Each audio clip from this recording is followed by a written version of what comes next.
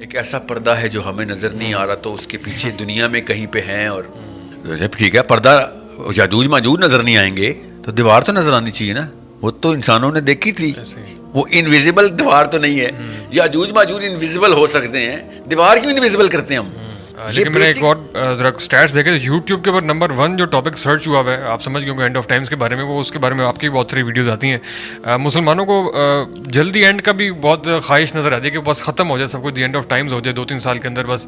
نہیں, یہ سائیکالوجی ہے, یہ نیچرل سائیکالوجی. ایسکیٹالوجی جو ہے نا, یہ ہمارا سائیکولوجیکل ڈیمانڈ ہے. اینڈ کیسے ہوگی اسٹوری, اس کے لیے دنیا کے آج تک سب نے کتابیں پڑھی ہیں.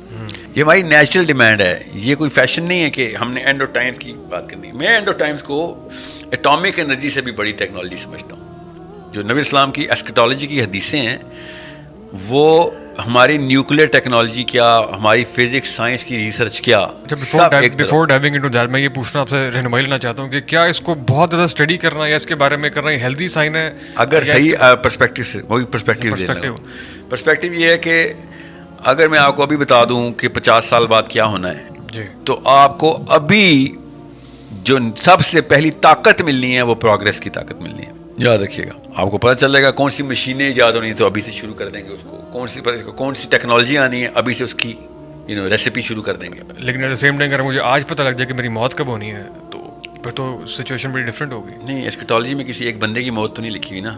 جی وہ تو لوگوں کی حالت بتائی ہوئی نا, اسی پرسپیکٹو بدلے نا. سو ایسکیٹالوجی اصل میں مسلمانوں کو ایک بڑی ٹیکنالوجی مل رہی تھی, اور بڑی ٹیکنالوجی بائی دا وے صرف مسلمانوں کو نہیں ملی. عیسیٰ ابن مریم نے ایسکیٹالوجی بیان کی, موسیٰ علیہ السلام نے کی, ابراہیم علیہ السلام, نبی علیہ السلام نے تو کہا نوح علیہ السلام سے آج تک کوئی نبی نہیں آیا جو ایسکیٹالوجیکل وارننگ نہیں دیتا ہے. وہ کیا تھی کہ آپ کو اگر دیکھیں جتنی بھی آپ اینڈ آف ٹائم کی حدیث پڑھیں گے اس میں کلیمٹی کا پریویلنٹ سبجیکٹ ہے کہ اپنے اوپر ہلاکتیں لے کے آ رہے ہوں گے ہم, اور ان کی لسٹیں بھی آ رہی ہوتی ہیں. میں خالی ہلاکتوں کی بات نہیں کر رہا, اور بھی معاملات ہیں. عیسیٰ ابن مریم نے پورا سسٹم نافذ کرنا ہے, ادھر آ کے عیسیٰ ابن مریم سسٹم نافذ کریں تو اسلام ہے, اس وقت کا مولوی سسٹم نافذ کرے تو نہیں یہ اسلام میں نہیں ہے. سو کلیمٹیز کی جب لسٹ آتی ہے تو آپ کو پتہ چلتا ہے کہ اچھا ہم کوئی ابھی سے 2 نمبری کرنا شروع کریں گے تو وہاں تک یہ نوبت آئے گی نا, اس کے ٹریسز کیا ہیں.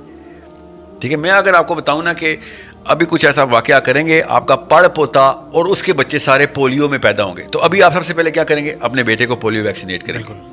سمجھ رہے؟ بالکل. میں نے ابھی آپ کو اس کی یوز بتائی ہے. تو نبی اسلام پوری امت کو بتا رہے ہیں کہ اپنے آپ کو کہاں سے ریورس انجینئر کر کے سیو کرو, کون سے بیماریاں اینڈ میں آنی ہیں ابھی سے اس کی روک تھام کرو, کون سی ٹیکنالوجی بعد میں آنی ہے ابھی سے پروگریس کی ڈیفینیشن لو, کون سے حالات واقعات ہونے ہیں ابھی سے سیٹ اپ کرو اس کا. اتنی بڑی ٹیکنالوجی ہے, اگر ہمیں پتہ ہو ایسکیٹالوجی کتنا بڑا تحفہ ہے. اتنا بڑا تحفہ کہ قوموں نے اپنے نبیوں کو نبی ماننے کے لیے کرینہ بٹھایا تھا کہ ایسکیٹالوجیکل پروفیسیز دے تب تجھے پروفٹ بولیں. پروفٹ ہوتا ہی وہ ہے جو آگے کی خبریں سناتا ہے, اس کو پروفیسی بولتے ہیں. آگے کی خبریں نہیں سنائے گا تو پروفٹ. یہ پچھلی قومیں وہ بٹھاتی تھیں, ٹیسٹ لیتی تھیں اپنے نبیوں کا کہ اگر نبی ہے تو فیوچر بتا. سو اتنا بڑا واقعہ ہے کہ ہمیں سب سے پہلے اللہ نے آخرت سب سے آخری بات بتائی, آخری بات آخرت, اور وہاں سے ریورس انجینئر کیا کہ تمہیں ابھی بھی اپنے آپ کو ریورس انجینئر کرنا نہیں آ رہا, تمہیں اور کیا بتائیں کہ اور کیا ایسا ہو. ساری کی ساری اسٹوری سنا دی ہے, ابھی بھی تم سین نمبر 1 کے اوپر اپنی ڈائلاگ نہیں بدل رہے ہو, اپنی حرکتیں نہیں چینج کر رہے ہو. سو یہ ہے اینڈ آف ٹائمز کا پرسپیکٹو جو کہ ہمارے پاس ہونا بہت ضروری ہے. اسی لحاظ سے آپ نے قرآن پاک کے اندر سے بھی ٹیکنالوجی نکالنی ہے, پروگریس کی ڈیفینیشنز نکالنی ہیں, اپنے آئی کیو بڑھانے ہیں, اور ایسکیٹالوجی بھی اسی طریقے سے آئی کیو بڑھاتی ہے ہمارا. تو یہ جو یاجوج ماجوج کے بارے میں اور امام مہدی کے بارے میں اور جو ہر کچھ عرصے بعد نئی ڈیبیٹ بھی شروع ہوتی ہے, اور لوگ ٹائم لائن سے بات کرتے ہیں کہ بس 2-3 سال رہ گئے ہیں یا 5-6 سال رہ گئے ہیں, یا 2021 میں آنی تھی, 2022 میں آنی تھی. تو اسلام کی روح کے خلاف ہے نا, غیب کا علم اپنے اوپر خود ہی ثابت کر لیا, اپنے آپ کو خود ہی جہنم میں ڈالا کہ اتنے سال بعد. میں نے بھی ایک لیکچر سنا ہے, نام لیے بغیر بتا رہا ہوں, 1965 میں امام مہدی پیدا ہو گئے. یار اتنے بڑے اسکالر ہیں, آپ اتنی بیسک غلطی کیسے کر رہے ہیں کہ ہاؤ کین یو پاسبلی. مسلمان یہ غلطی نہیں کر سکتا کبھی بھی, اللہ ان کے درجات بلند کرے. اتنا بڑا کام انہوں نے کیا, میں ان کو اس لیے نام نہیں لے رہا کہ لوگ ان کی طرف نیگیٹو نہ ہو جائیں. He is the finest of all the people. مگر یہ کام ہم نے نہیں کرنا کہ ہم خود ہی بتانا شروع کر دیں کہ اتنے سال بعد یہ ہوگا تو اتنے سال بعد وہ ہوگا. یہ نبی علیہ السلام سے زیادہ تو کسی کو نہیں پتا تھا, مگر ہی ڈنٹ ٹیل اس کہ کہیں ہم اینکر, اس کو اینکرنگ ہی بولتے ہیں, کہ ہم اس جگہ پہ اینکر کر کے اپنے آپ کو ڈیوسٹیشن میں نہ ڈال لیں. ٹھیک ہے, سو کوئی ٹائم لائن نہیں ہے, کیا پتا 10,000 سال بعد امام مہدی نے آنا ہو, اور کیا پتا کل آنا ہو. ہمارے سے قبر میں اگر یہ سوال ہوتا کہ بھائی تو نے خود کیوں کچھ کیا, امام مہدی نے کرنا تھا آ کے, تو کیا کر رہا تھا, why are you being redundant, یہ تو سوال نہیں ہوگا نا. یا پھر ہم یہ جواب دیں کہ منکر نکیر کو کہ یار میں تو امام مہدی کا ویٹ کرتا رہا, اس لیے تو میں نے کچھ کیا نہیں, اس لیے کوئی ٹائم لائن نہیں فکس کی گئی. سمجھ لیں 2050 میں ہونا تھا امام مہدی کا واقعہ, تو 1400 سال سے ہر مسلمان کو حجت مل جانی تھی کہ ہم کیوں کریں. بالکل, یا ایٹ لیسٹ میری ایج کے بندوں کو مل جانی تھی کہ بھائی 2050 میں امام مہدی نہیں آنا, میں کیوں بچوں کو پرورش کر رہا ہوں, میں بس امام مہدی ٹرین کرتا ہوں, باقی جو کچھ ہوگا, ویسے بھی 30,000 کی فوج ہے, خالی ان کو آرمی کی ٹریننگ دو, امام مہدی کے لشکر کی ٹریننگ ہو رہی. نو ڈیٹ کین بی فکسڈ. سو یاجوج ماجوج کا معاملہ قرآن پاک میں اتنی کلیئر ٹیکنالوجیکل ہنٹس کے ساتھ ہے کہ ہمیں یہ چاہیے تھا کہ ہم اس کو ہر روز کی بحث میں لا کے اس کو اور پھرولتے اس کو کہ اور کس طریقے سے اس کو ایکسپلین کیا جا سکتا. رادر کہ ہم نے ان کو بس یہ بنایا کہ وہ ایک ایسا پردہ ہے جو ہمیں نظر نہیں آ رہا, تو اس کے پیچھے دنیا میں کہیں پہ ہیں, اور جب ٹھیک ہے پردہ یاجوج ماجوج نظر نہیں آئیں گے تو دیوار تو نظر آنی چاہیے نا, وہ تو انسانوں نے دیکھی تھی, وہ انویزیبل دیوار تو نہیں ہے. یاجوج ماجوج انویزیبل ہو سکتے ہیں, دیوار کیوں انویزیبل کرتے ہیں ہم.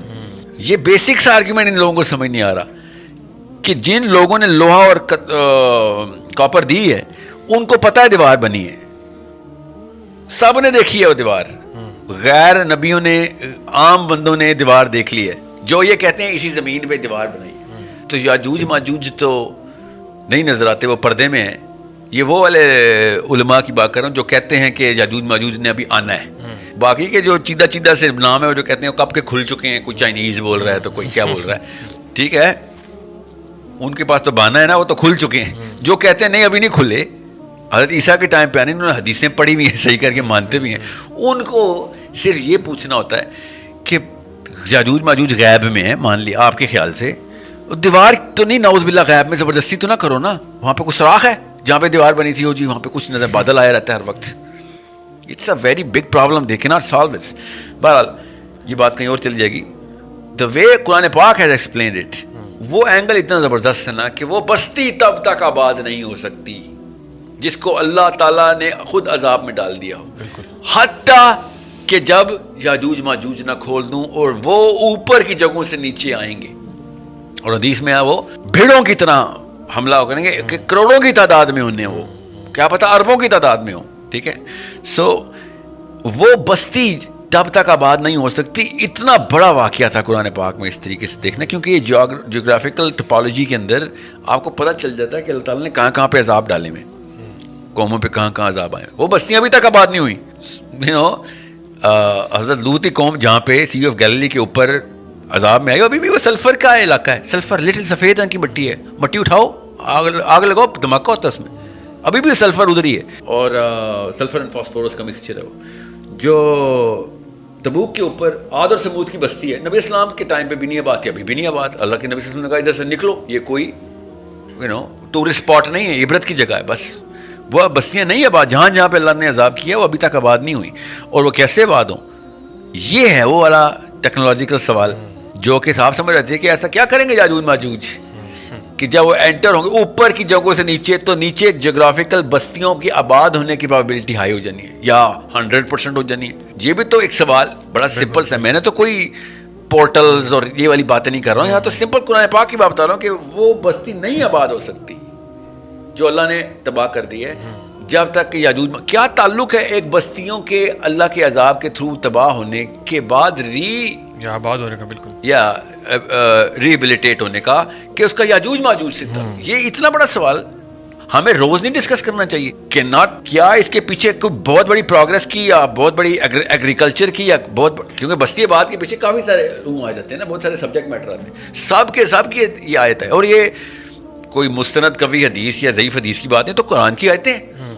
اس بارے میں سوچنا ہی نہیں, لیکن میں تو یہاں سے شروع ہوا تھا یہ ساری کہانی. پتہ ہے کہ یہ ایسا واقعہ کیا ہے کہ جو مطلب میں تو بہت تفصیل سے ان بستیوں کو پڑھا ہوا ہے نا, کیونکہ میں بائبل کو, توریت کو اور قرآن پاک کو کمپیریزن میں پڑھا تھا, اور وہ بستیوں کے اوپر کوئی شک بھی نہیں, تینوں کتابوں نے وہی بستیاں بتائی ہوئی ہیں. کوئی شک ہوتا ہے میں کہتا نہیں وہ تو عیسائی کہتے ہیں کہ حضرت لوط کی قوم ادھر تھی, تو مسلمان کہتے ہیں تو ادھر تھی. جیسے وہ اصحاب کہف کو خود ہی زبردستی کی ایک جگہ بنائی ہوئی ہے, کوئی ایک نشانی پوری نہیں ہے اس کے اوپر, مگر اصحاب کہف کا غار وہ بنا دی. سو میں ایگزامپل اس لیے دے رہا ہوں, یہ اللہ تعالیٰ نے قرآن کو تدبر کے لیے, تفکر کے لیے اور تدبیر کے لیے ہم پہ نازل کیا تھا, ہم نے اس کو بس برکات کے لیے رکھ دیا. برکات کے لیے, صحیح ہے. سر اس وقت جو جنگ ہو رہی ہے, can it be lead towards غزوہ ہند ٹائپ کوئی اس طرح کا فلسطین کی جنگ؟ جی اس وقت جو جنگ چھڑ چکی ہے, کیا یہ الٹیمیٹلی وہاں پہنچنے کی آپ کی آبزرویشن؟ میری غزوہ ہند کے بارے میں بڑی آسان سی رائے ہے کہ جب ہند اللہ کے نبی صلی اللہ علیہ وسلم کے ٹائم پہ جو ہند تھا, اس کے اوپر جو غزوہ ہونا ہے وہ غزوہ ہند ہے. یہ نئی ڈیفینیشن میں ہم نے خود ہی تاج پہن لی سر پہ کہ غزوہ ہمارا دریائے سندھ تک جو ہے وہ ہند کی باؤنڈری تھی, ادھر خراسان تھا, ادھر ہند تھا.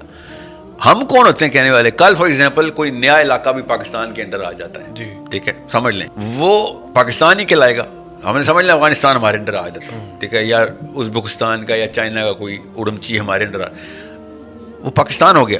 مگر نبی اسلام کے ٹائم پہ جو چین کا ملک تھا, جو اس وقت بولا گیا ہے, حدیث میں ارشاد فرمایا گیا, وہ ہے ڈیفینیشن. سو جو ہند کا علاقہ دریائے سندھ کے اس طرف ہے, ادھر والے لوگوں کو ذرا ہوشیار ہو, وہ تو ہمارے اوپر, تو ہم ہیں, ہمارے اوپر رسپانسبلٹی ہے. ادھر ہم بیٹھے ہوئے ہیں. میں تو جب کے پی کے جاتا ہوں تو اس لیے میں تھوڑا تسلی میں ہوتا ہوں کہ آج جو کچھ ہو گیا وہ پاکستانی, کوئی یہ نہ سمجھے میں پاکستان کے خلاف. کے پی کے نہیں ہے ہند میں, کے پی کے واز نیور ان ہند. سو غزوہ ہند کا تعلق اس علاقے کے ساتھ ہے, ان علاقوں کے لوگوں کے کرتوتوں کے اوپر لڑائی ہونی ہے جو اس وقت ہند میں تھے. اس وقت جو ہند میں ہے اس کو کیا کرنا ہم نے؟ اچھا وہ نہیں ہے, تو ساری انالوجی اس کے اوپر ڈرا ہوتی ہے کہ ہند کو تیاری شروع کر جب حدیث ارشاد ہوئی ہے, اصول تو یہی کہتا ہے نا. اس وقت معاملہ دیکھیں گے نا کہ جب نبی اسلام نے ہند کے لیے بولا ہے, آپ بہت زبردستی فار ایگزامپل انڈیا کی بھی باؤنڈری انکریز کر دیں, ادھر بھی غزوہ ہند کروا دیں گے ہم, کیونکہ انڈیا جہاں جائے گا وہ ہند ہو جائے گا. ایسے تو نہیں ہے نا, جو نبی اسلام کے ٹائم پہ ہند تھا وہ وہی ہند ہے, اور وہ اس وقت ہم بھی ہند میں ہی تھے. تو ہم زبردستی نا اس کے اوپر کریں. میں یہ نہیں کہہ رہا ہوں کہ اللہ کرے ہمارے ساتھ ہو, اللہ نہ کرے ہمارے ساتھ, اللہ کرے ہم ہی ہوں غزوہ ہند کے اللہ کی طرف سے لڑنے والے لوگ. میں آپ کو یہ بتا رہا ہوں جو ہمارے کرتوت ہیں بنتا ہمارے ساتھ ہی ہے, کہ پٹائی ہماری ہونی چاہیے. کون شک میں, کون یہ مطلب اپنے آپ کو خود ہی جھوٹی تسلیاں دے رہے ہیں بیٹھ کے, اور جھوٹے بچے پیدا کریں گے. ہم بتائیں گے کہ بھائی جو ہمارے کام ہے پٹائی بنتی ہے ہماری, ٹھیک ہے, اور ابھی نہ یہ مانا تو پھر واقعی غزوہ ہند ہمارے خلاف ہی ہونا چاہیے. مانے تو صحیح نا, اسلام میں صحیح کو صحیح کہنا, غلط کو غلط کہنا فرض ہے. میں چاہتا ہوں کہ میرے بچے غزوہ ہند لڑیں, اس سے بڑی اپرچونٹی ہے. چائنا کے اوپر نہیں ہے, روس کے اوپر نہیں ہے, برازیل کے اوپر نہیں ہے, آسٹریلیا پہ نہیں ہے, ہمارے اوپر ایک حدیث ہے, کچھ چھوٹا واقعہ ہے. اب ہمارے اوپر یہ ڈیسیژن ہے کہ یا تو ہم حدیث کے رائٹ سائڈ پہ ہوں یا لیفٹ سائڈ پہ ہوں, لینا نہیں ہے ڈیسیژن, خود ہی بس خود ہی. اور دیکھیں اپنے نبی کی حدیث بدل لیں گے, اپنے آپ کو نہیں بدلیں گے ہم. ڈاکٹر صلاح کہتے ہیں نا قرآن بدل دیں گے, اپنے آپ کو نہیں بدلیں گے. یہ غزوہ ہند والی کیس کے اوپر ہم حدیث کی ڈیفینیشنیں بدلی جا رہے ہیں, اپنے کرتوت ٹھیک نہیں کرنے, ٹھیک ہے. سو یہ ایک معاملہ ہے جو ہمارے نام کے اوپر حدیث اور وعید کی حدیث ہے کہ ہند میں پٹائی ہونی ہے کسی کی, مسلمانوں نے مارنا ہے. خود سوچ لیں اب ہم, میری اور آپ کی حالت کیسی ہے. کیا میں واقعی ابو بکر عمر علی کی فوج میں ہوتا اگر آج ہوتا, یا پھر ان کی فوج میری پٹائی کرتی, تو میں اتنا احتساب تو کر سکتا ہوں اپنا کہ نہیں وہ مجھے نہ سلیکٹ کرتے, تھوڑی سی درگت تو میری بناتے ہو. صحیح ہے.